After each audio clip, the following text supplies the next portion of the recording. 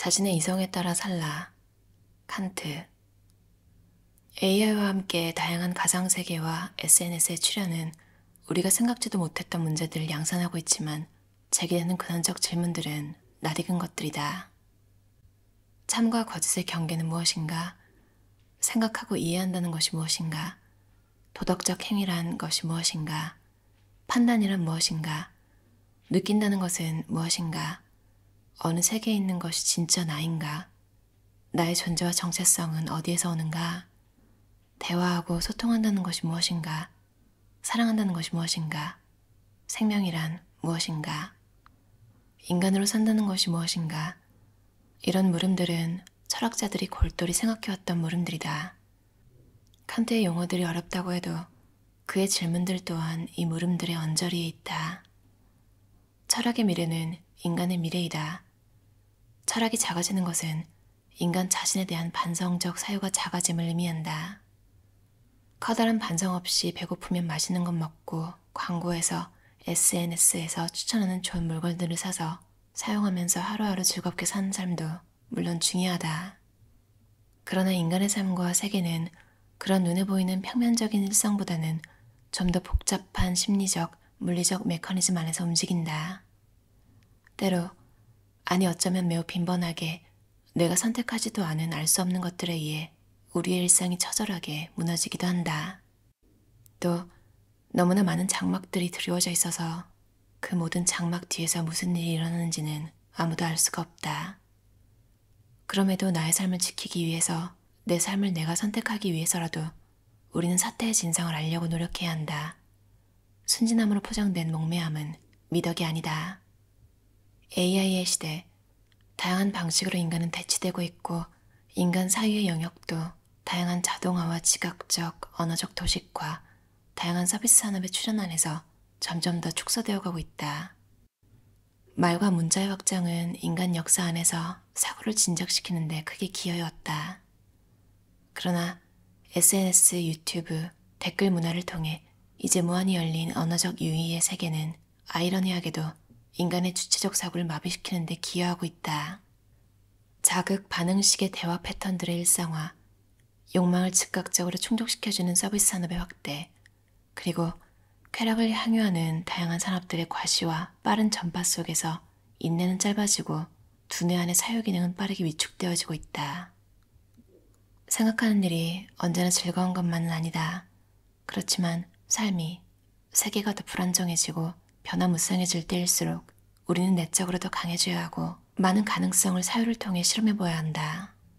내 머릿속을 채우고 있는 나의 것이 아닌 것들은 그 목적을 달성하고 나면 빠져나가버리고 말 것들이다. 그 빈자리를 또다시 나의 것이 아닌 것들로 채우는 일이 반복되면서 나의 삶은 황폐해지고 자아는 영양실조와 탈수증으로 말라버리게 된다. 사유실험은 나를 위한 사회의 방을 만들고 나를 위한 우물을 파는 일이다. 내가 풍요로워져야 남도 보이고 세상도 챙길 수가 있다. 가속화하는 기술의 발달은 우리로 하여금 인간이란 어떤 존재인가를 인식, 행위, 판단, 선택, 감정, 느낌, 의지, 욕구 등의 다양한 차원에서 다시금 진지하게 묻게 하고 있다. 인간 역사 안에서 문제없는 시대가 없었고 문제없는 사회와 삶이 없었기에 앞서간 이들의 물음과 답을 구하는 노력 안에서 모든 대상에 관한 생각의 근저에는 그것을 가능하게 한 선천적 형식이 있다. 인식은 감성과 오성의 기능을 통해 이루어진다. 감성이 없으면 대상은 주어지지 않을 것이고 오성, 개념이 없으면 대상은 생각되지 않을 것이다. 이 두 인식 능력은 서로에게로 환원될 수 없으며 하나가 다른 것을 대신할 수 없다. 감성적 직관은 감각 자료만을 자널픈 멍텅구리이며 개념은 감각적 잡다를 분류해 판단의 형태 안에서 대상을 규정한다. 개념은 잡다한 감각 자료들을 종합해 통일성과 질서를 부여하는 규칙이다. 사과라는 개념을 갖는 것은 여러 잡다한 감각들을 결합하고 분류해 특정한 감각 자료들을 일정하게 사과라는 개념하에 묶음으로써 이것은 사과이다라는 판단을 할 수 있음을 의미한다. 개념을 갖고 있다는 것은 개념을 사용할 수 있음을 함축한다. 개념은 잡다의 통일을 부여하는 하나의 규칙이다. 사과는 경험적 개념이지만 개념들 중에는 이런 경험적 개념들과는 달리 특별한 개념들이 있어서 모든 대상 인식에 반드시 관여되는 것들이 있는데 이들이 실체나 인과와 같은 오성 개념들이다. 오성 개념은 모든 경험적 사유의 근저에 놓인 선천적 개념이며 대상 인식을 가능하게 하는 조건이라는 의미에서 선험적이다. 선험적이라는 말은 언제나 대상들, 일반을 인식하는 방식과 관련되어 있다. 오성 개념은 이 대상, 저 대상에 해당하는 경험적 개념이 아니라 모든 대상들에 대해 성립하는 개념으로서 대상 일반을 경험과 독립해서 아는 방식을 우리에게 보여준다. 그런 의미에서 오성 개념, 즉 범주는 대상 일반의 개념으로 어떤 대상에 대해서든 성립한다.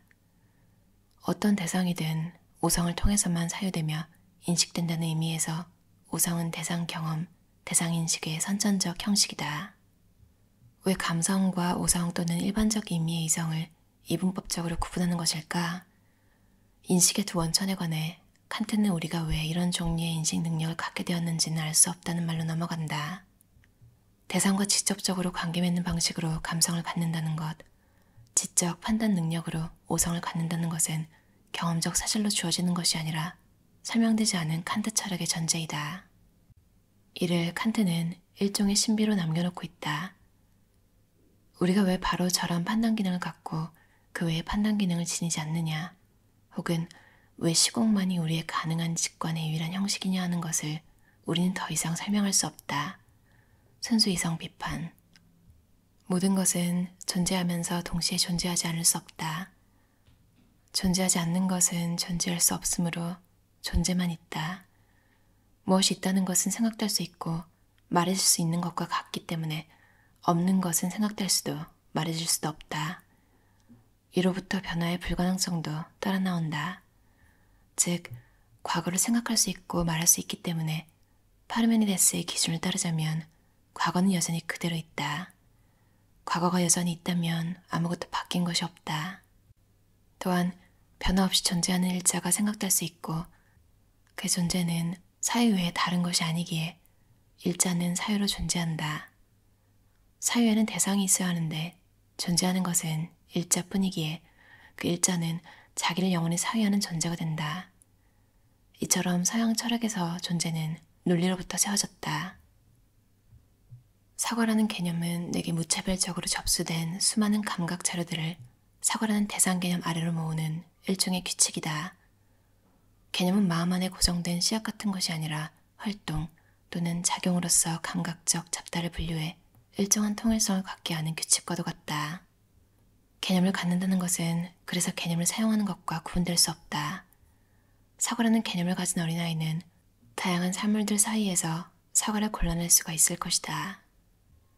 사과라는 개념은 그렇게 골라내는 정신활동의 규칙에 다름 아닌 것이다. 설사 먹다 남긴 사과 조각이라도 그것이 사과임을 아는데 그런 판단은 무수히 많은 다양한 것들을 사과로 모으는 통일 기능, 즉 오성 기능이 있기에 가능하다. 김혜숙 저자의 인식의 대전환, 칸트의 코페르니쿠스적 전회라는 책이었어요. 진짜 어렵게 읽었는데 그나마 제가 이해하고 뭔가 좀 되게 제가 지금 고민하던 거에 도움이 되는 그런 부분을 읽어보려고 했거든요. 평소에 우리가 사물을 어떻게 받아들이는지 그런 생각 잘 안 하잖아요. 근데 전 어렸을 때는 오히려 그런 생각 했던 것 같아요. 왜 우산은 우산이지? 누가 이름을 지었지? 별 희한한 생각을 다 하면서 살았던 게 막 기억이 나는데 뭔가 제가 집착하는 게 있어서 머리에서 안 떠나는 게 있었단 말이에요.